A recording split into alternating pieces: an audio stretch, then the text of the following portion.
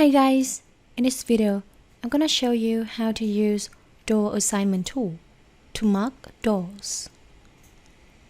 First, select the tool, door assignment. Then, click on the door. For this door, hinges are going to be attached on this edge, so click near that edge. Then this is the swinging way of the door.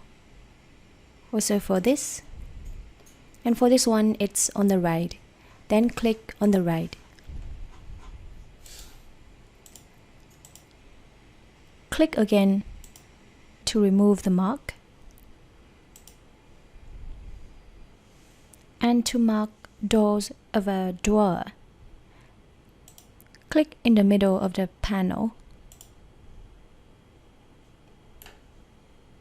And also click again on the panel to remove the mark.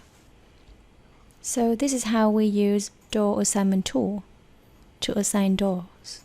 For more tool instructions, see you in the next videos.